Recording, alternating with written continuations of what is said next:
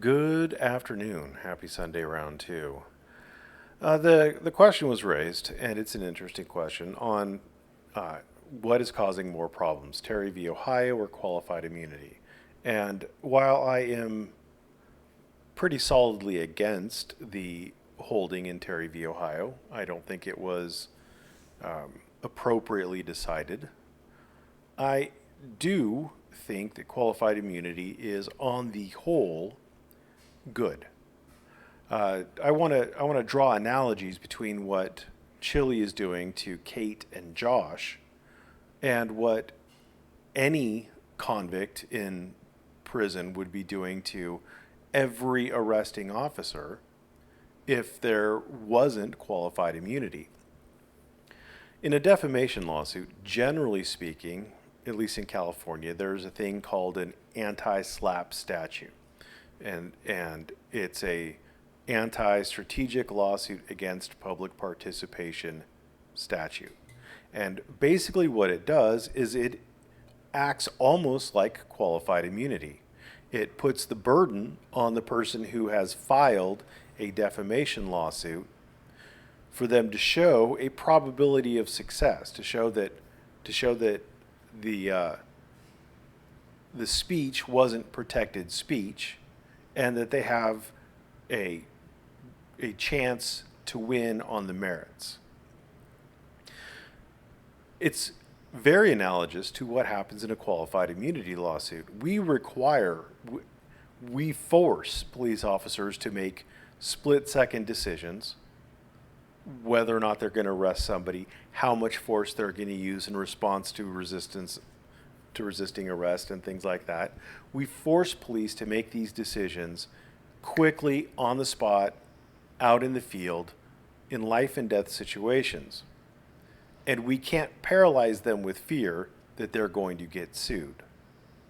And so, qualified immunity, the role of qualified immunity, all it does is it places the burden on the plaintiff to show that that the claim has a likelihood of success on the merits, and that there was a a violation of your constitutional rights that's been acknowledged, that the cop should have known about.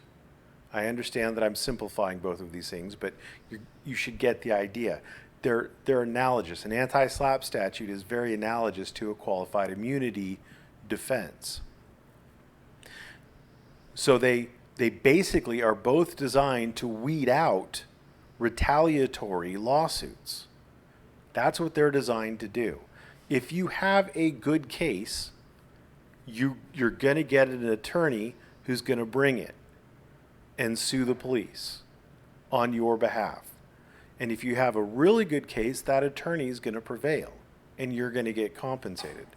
If you don't have a good case, you probably won't get an attorney to help you out. Same thing with defamation. If you have an amazing case, you'll probably get an attorney to help you out.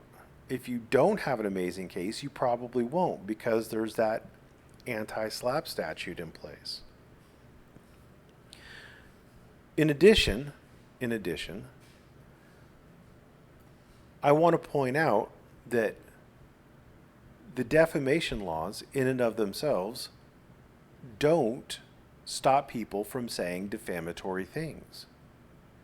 Now, I don't particularly believe that Josh or Kate said anything defamatory about Chili, but a lot of people in my comment section have said very defamatory things about Chili. Do defamation laws stop people from saying defamatory things? No. Even though you have a right to sue, people are still going to say these things. Just because you have a right to sue the police doesn't mean that the police are going to not violate your rights, ever. And the fact that you're able to sue them is great, but is a cop going to think in the heat of the moment, when he's forced to make a decision on how to react to any given stimulus, Oh man, I could get sued if I react to this. He's not going to think that. I mean, accidents happen every year, but you could get sued for what you do in an accident. But people still text while they're driving.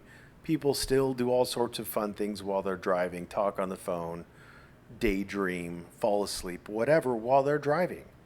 It's because it's not first and foremost in their mind. I have yet to see anything that any behavior that's prevalent in society that's been changed by the ability of someone to bring a lawsuit. Now, that doesn't mean that there isn't something out there. I just haven't seen it. And I don't think that taking away qualified immunity is really going to change anything. Because you got to remember that qualified immunity is like an anti-slapp statute.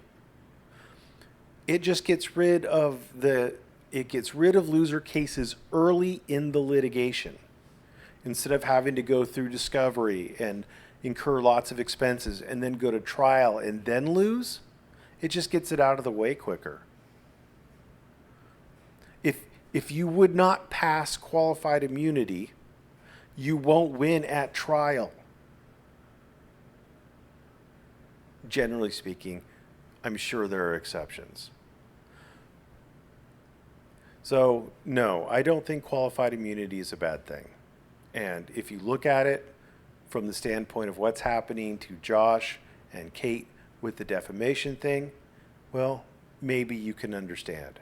And maybe you still think that qualified immunity is a bad thing and it should go away, and we should let everybody who ever gets arrested sue the crap out of the guy who arrested him just in pure retaliation. And sure, you're welcome to that thought. I just don't happen to agree with you. Thanks for watching. Have a great day.